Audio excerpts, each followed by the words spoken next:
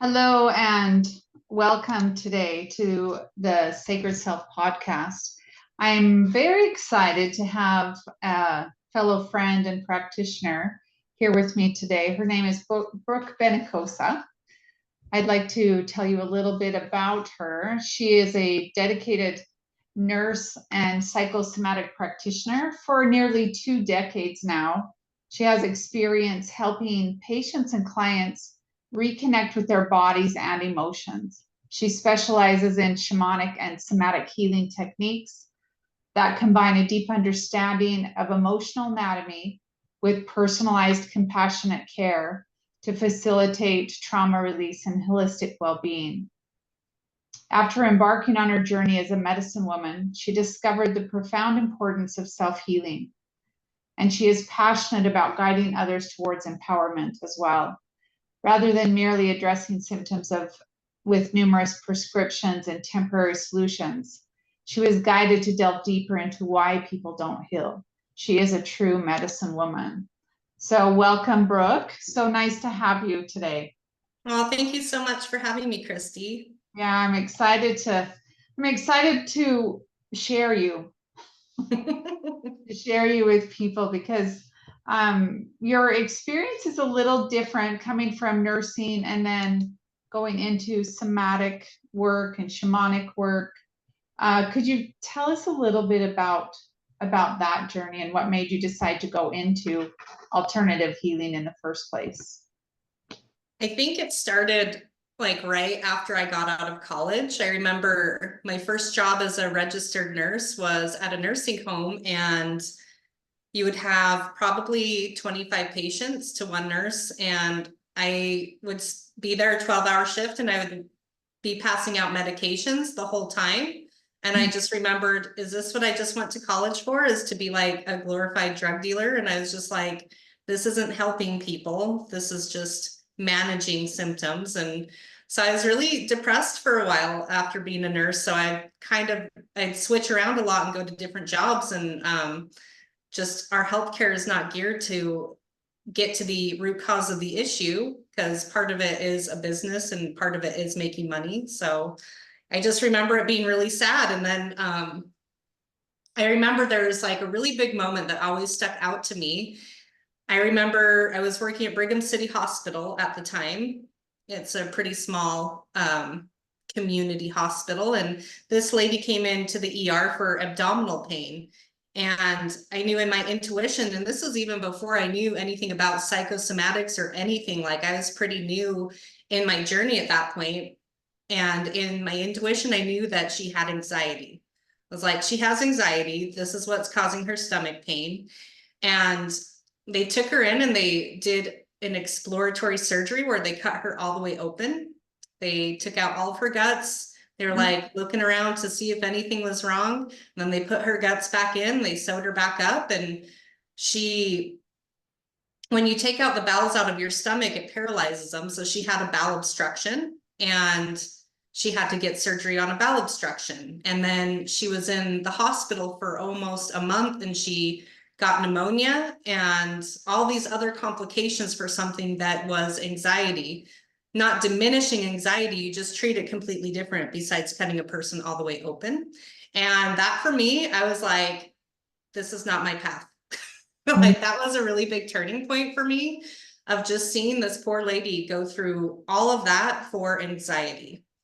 And so that's when I started kind of looking into other things and more holistic ways of what you could do to help that. Because that for me, that was like, I can't support this. Because for me as a nurse, you do take that oath to never do no harm. And that's really hard to do in hospitals for your patients. So like being in the hospital goes against the oath that I took. So I just, at that moment, decided to start looking elsewhere.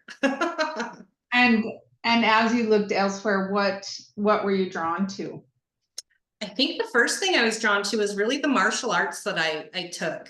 So martial arts really opened up the doorways to a lot of different things for me, because the martial arts that I took, it was they considered it an internal martial arts. And so there was a lot of meditation, there was a lot of energy work, there was a lot of different things that you wouldn't think martial arts would do, but it taught me a lot about that. Like I remember projecting energy to break through bricks with my hands, which I thought was really empowering and really cool. So I was like, all right, there's something to this energy thing, and like there's other ways. And so after that, I think then I got my Reiki certification, and I think that's like everyone's go-to start, is like everyone's Reiki certified. And then after that, I kind of got into foot zoning, and then womb healing, which was another deep passion of mine, because I've had a lot of womb pain in my uterus for many, many years. And I remember going to doctors when I was like 17, 18, 19, and they're always like, we don't know what's wrong with you. And I'm like, with all this modern day technology, you can't figure out why I'm in constant pain. Like that was very disheartening for me. So I just started figuring it out on my own and started reading books on womb healing and diving into those secrets and trauma healing. And I think one of the first books that I read was The Body Keeps the Score, which is a really good book about how your body remembers everything, and it traps emotions and it traps trauma. And it just helped click my nursing brain to all these other things that are missing in healthcare, that I was like, oh, this makes sense. This is why people are not healing, is a big part of it is emotional. Yeah. And I think we're in a time right now too, where there's so much science catching up to the medical model, the science of like,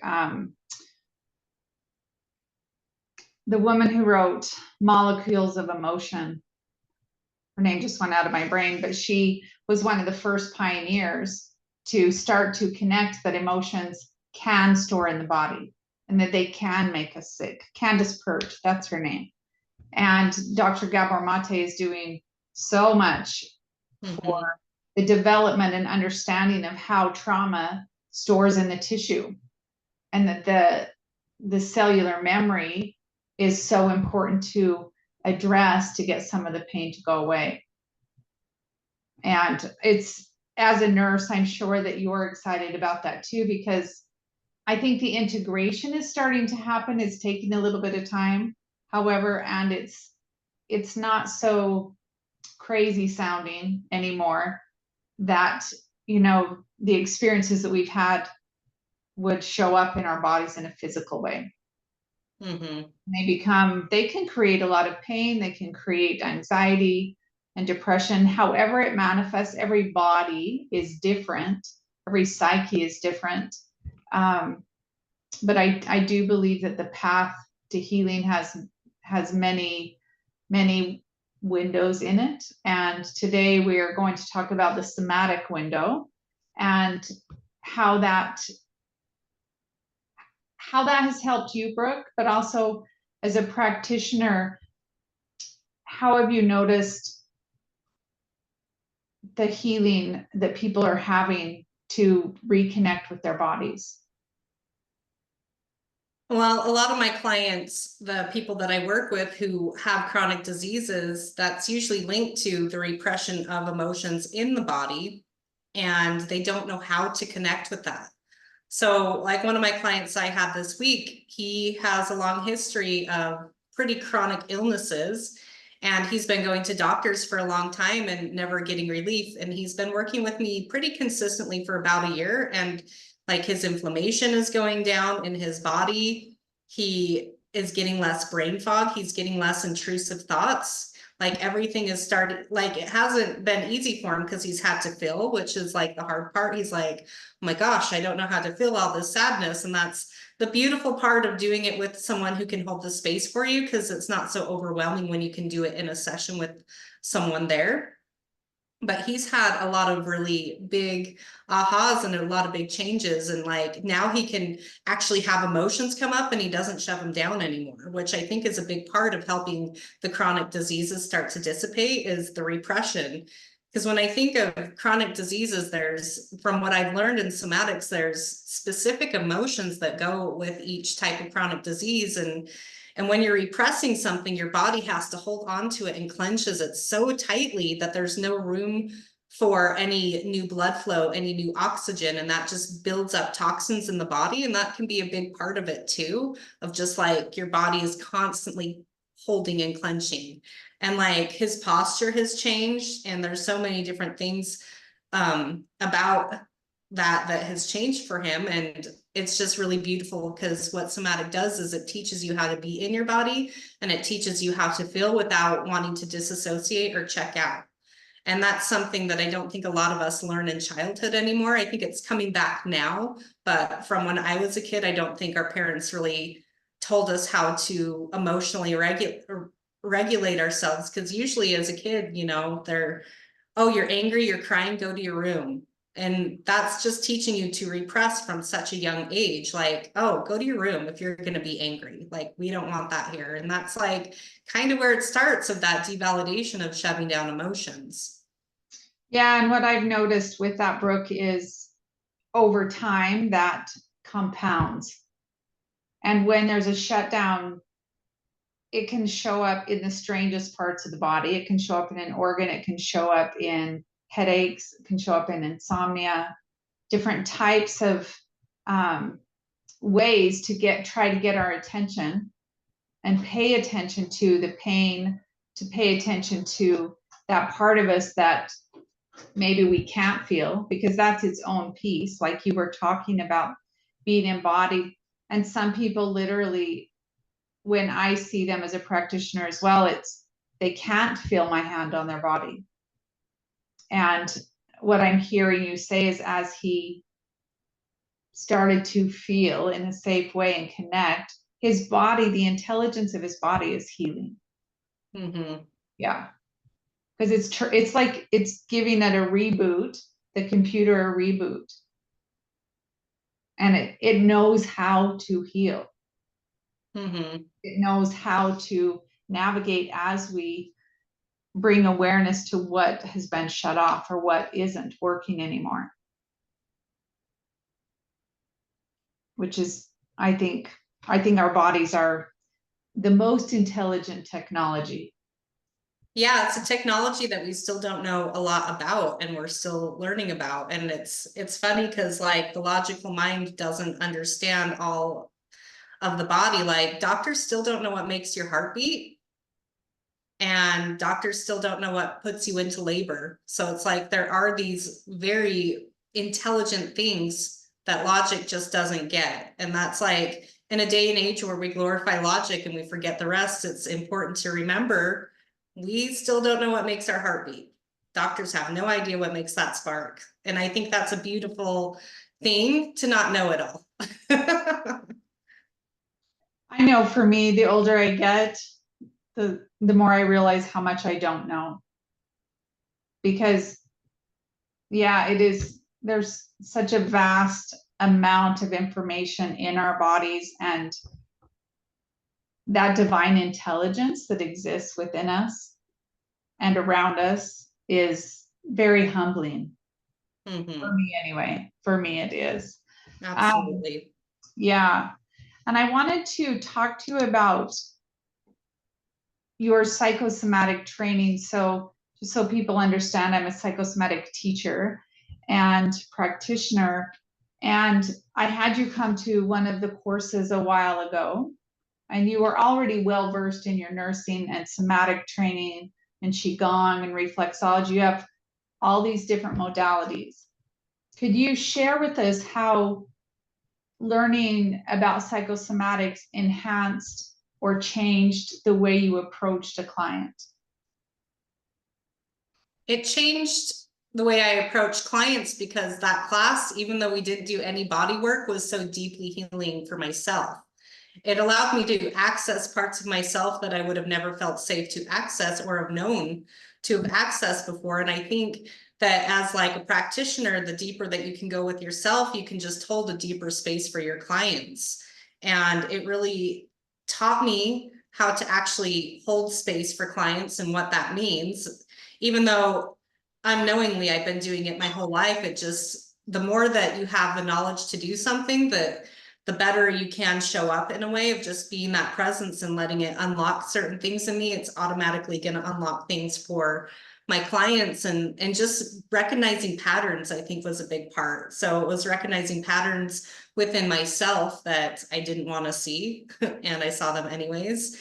And that class really just allowed me to recognize patterns in other people and allowing them the time and the space so that they can recognize it in themselves. It's not necessarily you're telling them the patterns, but it's just that gentle space holding so they can come to that conclusion on their own, because I feel that is more empowering for people when they come up with their own answers. Yeah. And could you give an example when we're talking about patterns? Give us an example of what one of the patterns that you recognize when you see people that they might not be aware of, that the psychosomatic education brings to that part of your practice. It's always been really fascinating because I have the nursing background, so I see a lot of disease processes and I'm looking at patterns the whole time. But like, for example, 90% of my clients are people pleasers, and they all have the body type of being a people pleaser and not knowing how to say no. And So, what is that body type? Could you describe it? so that body type, it's usually with your knees locked out and you're kind of swayed forward. So it's a lot of people who have a lot of lower back pain, and they have a lot of knee pain, and they have a lot of hip pain. And most of their body is just kind of cocked more forward than the rest of their body. It's like the swayed back or bending over backwards for other people in a sense. So yeah, they have this like big hinge, and most of my clients have that. And that's just a really big pattern that I've recognized. And it's really cool to start to see disease processes, like people with liver problems usually have a lot of underlying anger. I mean, hands down, I have never met someone who has severe liver problems who didn't have anger. And like a lot of diabetics and people with spleen and pancreas problems have a lot of anxiety. So it's just like you can start seeing this when you're looking at their health history of the underlying emotions that go under, because it's important to remember that emotions just mean energy in motion. And when they start to get trapped and they start to get stuck, that's when it causes stagnation. It's like if you were to dam up a river and it just starts to backflow and it gets all foamy and all the garbage and all gross. That's kind of what happens in your body within a blocked emotion, is it causes this backup and there's no flow. And what that actually does is it creates inflammation, and your body starts attacking itself because it sees it as a foreign object. So it's so much easier to really understanding this now of how that can help the body to just circulate in a better way, to cleanse, to detoxify not only toxins, but the emotion as well. Yeah, and so just to highlight the pattern of the people pleaser, because I've certainly had that in my background. The pattern of the people pleaser shows up physically, is what we're talking about, in the head going forward, the knees locked, a lot of times the belly being in front of the body, and also the pattern, the emotional pattern of pleasing. There's two things happening that, like you said, starts to compound and can turn into different diseases if not brought to someone's awareness, and even can turn into, like, when that with that torque in the spine can create damage in the discs. Over time it creates damage in the neck, can create a lot of pain there. And so you're able to help people understand the emotional patterns, and then how do you help them with the physical patterns that you see? I will bring in a lot of my Qigong and just practicing different posturing, because they've even done studies on people who practice, even the Superman posture, what that does to lab results of increasing like healthy natural killer cells and different things like that. So there's actual scientific proof that how you stand can physiologically change your body chemistry. So I'll work with people and I'll assess their gait. I'll see how they walk, And then we will make little corrections of how to do that. And I'll usually prescribe some Qigong movements that gets the energy flowing in the body, moving in different ways too. But sometimes it's just as simple as even putting their head back. Mm-hmm. If that's all they can do, because not everyone, the patterns are so ingrained for people, you have to just kind of give them really small, easy steps. So, all right, put your head back, or don't lock your knees out, or just even putting your feet in parallel to each other can be a really big shift for them. And it helps a lot with knee pain and back pain when you do something simple like that. Because like even a physical therapist can assess your gait and see, oh, let's just make these adjustments and it will start to release on its own. Yeah. And what I found with that, and why I love psychosomatics, is that people can have a lot of physical therapy. And the difference is, and when you add the somatic aspect to it and the why would I want to keep my feet straight, Brooke? Yes, it's a physical part, but also it's an energetic part of linking the right and left brain, of telling the body I'm moving forward in my life. Unlocking the knees in somatic work represents being more flexible with the self. And what I find with that, as people have better tools that are simple tools, they seem simple. Sometimes they're not, because the complexity of the trauma. Let me just say that too. It's simple, but it's not easy. Yes. And it requires awareness and a commitment to change, commitment to make a new pattern and accept the pattern without judgment and step into a different way of being. And that to me is true empowerment, because they leave your office, Brooke, they leave and they know, and they have some things that they can do when they feel triggered or when they can't feel even, that can bring them back into their body, which I think it's just amazing that that's possible. And what's been your experience with people that have had a lot of talk therapy that come to see you? People who see me after they've had talk therapy usually come to me because talk therapy hasn't worked. They haven't had the breakthroughs. They've hit plateaus, they've hit walls. And I do feel that with a lot of talk therapy, especially when the body and the nervous system is dysregulated and you're talking about your trauma without engaging the body in it, it can re-traumatize people a lot of the times. And talking isn't getting you in your body, and that's half of the battle, is getting the brain to come back down into the body. Because if you're just going to talk therapy, you're just talking about it over and over and over again, the nervous system just keeps staying in fight or flight every time that you go to a session, most of the time.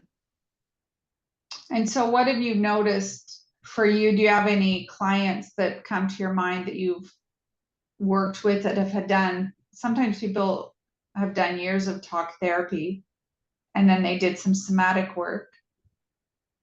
Have you noticed anything, or what did they notice as they worked with you? So I've had a client, she's been in talk therapy for probably 10 years, and the milestones and the breakthroughs that she's had in working with me for a year are pretty incredible. Like, she's been able to be self-employed. She's been able to work through issues with her partner. She's worked on a lot of body pain issues. So it's like, and that was working with me for a year, but she's been to talk therapy for the 10 years before that. And it's just a different type of accountability when you're bringing it back to your body, because the body is what we use to go about life. That's what we use our senses for. And so most of us, especially in America, we're so cerebral and in the head, we forget all the magic of the body. And it's just so exciting to see her growth over the past year. And I mean, she comes to see me about once a month, and yeah, she's had some really big breakthroughs on trauma and her work and her confidence. That's a life-changing experience that she's received then through the last year. Mm-hmm. And I think talk therapy is really valuable. And I've also noticed with my practice that it needs the missing part, which is the body. Bringing in the awareness of the simplicity of how someone is even standing, how someone is breathing, is what really starts to enact their own healing process, because it comes back into their own system. And I also believe that it's as they become more educated and working with someone like you, Brooke, that does the somatic healing work, they become much more sovereign in their path. And they start to trust their own messages and how it's received, instead of looking outside of them for the message or the answer to what's happening. I mean, that's something that I've always told people about hospitals and doctors, because I'm like, you're going to the doctor and you're telling them everything that's wrong with you. So you already know, because you just told them all of your symptoms.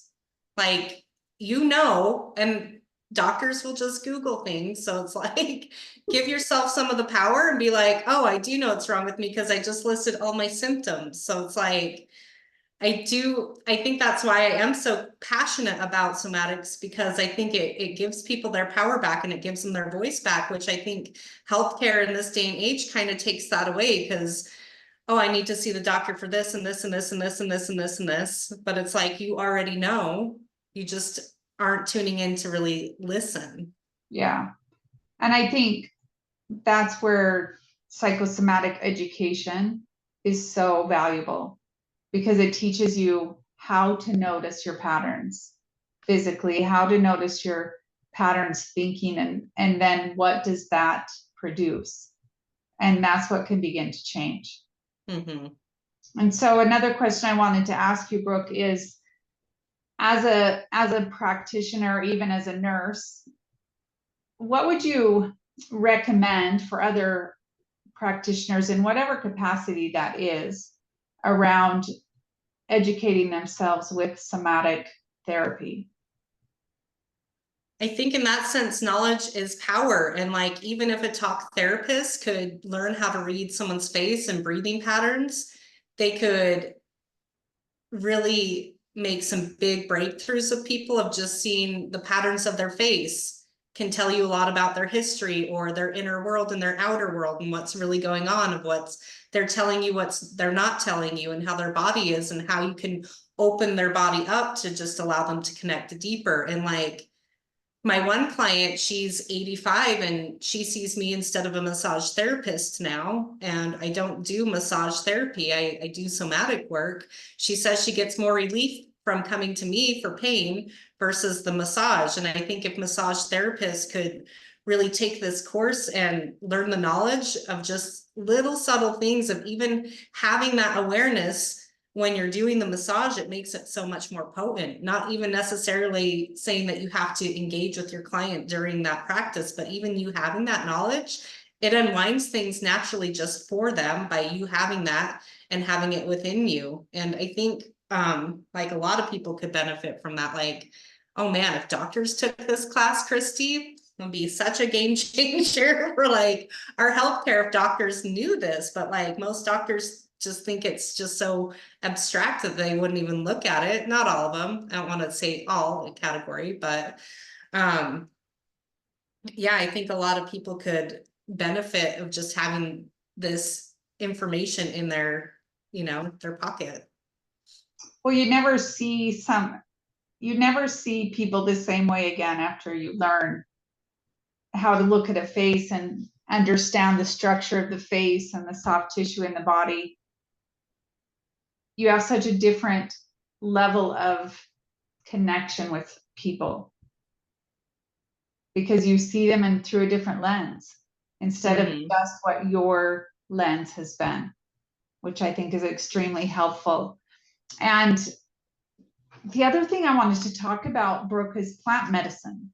It's a beautiful thing, and it's a very popular modality as well. How has your experience been with with plant medicine before and after learning about the psychosomatic work?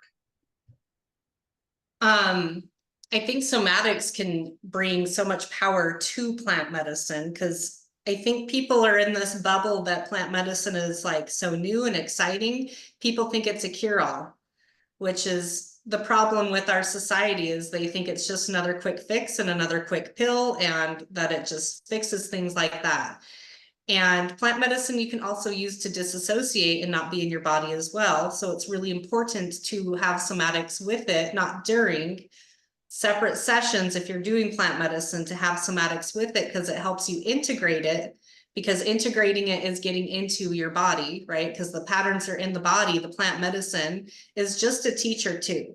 And that's like another gray area where people think that plant medicine is going to fix everything. It will teach you and it will show you. And then again, you can use that to come back to the body, bringing it to the body of where you're having resistance, where like, if you're having pain in your body, you can use that as an example to be like, well, where am I holding on to resistance? What does this mean for me? And it gives you a different dialogue and a different way to talk to your body to give you different results. Because yeah, people just think that it is a cure-all. And it's like, I like the example Dr. Gabor Mate used on plant medicine. It's like, it will show you where the holes in your heart are, but it's not going to fill them for you. And somatics is the filling in of the holes. Yeah. So you kind of need both. You can't just do one without the other, because again, plant medicine is very outer body. It's very destabilizing, and it takes you to other realms and other worlds, which is great. And also, let's bring that back to the body so we are grounded and human. Yeah, and that is the integration. Whatever that needs to be for people, the body is what we're in. And to learn to access your own body, your own messages, is the key that we're talking about. Yeah, I remember one of my first plant medicine experiences before I even ever learned psychosomatics. The whole journey, Christy, it was just the plant medicine telling me, trust your body, trust your body, trust your body. And now I know what that means in such a different level. But at the time I was like, why is the medicine just telling me to trust my body? I get it. Okay. But now it's like the body has so much wisdom and so much power and potential. I was watching a documentary on Gaia the other day, and it talks about how we only have access to 4% of our DNA. That is such a small portion of the human potential that we actually have in our body that we haven't even accessed yet. Like, we are all superhumans and just don't even know it, because that takes being in the body, and it takes listening to the body, and it takes working through the emotions that are being held there. Yes, and not being afraid to be witnessed and held in that space. And that's the story you told about the gentleman with Lyme's disease, as he started to feel, and I would say witnessed in that, is really when that started to heal in his body. He could access those parts of him. Because otherwise it's like Carolyn Myss says it best, you're hemorrhaging energetically over a long period of time, and then that starts to create the disease in the body. Because those are the holes that become very real, and that's why we get sick. And yeah, I love his work and how he can integrate and talk about both worlds of plant medicine, medical, and the emotional aspects of trauma and how that affects people long term. He's a great resource for that. Yeah, he has a lot of good stuff. Yeah. And I'm curious about, you said you learned to access your body. Tell me a little bit about what you notice personally when something comes up about accessing your body. What does that mean to you?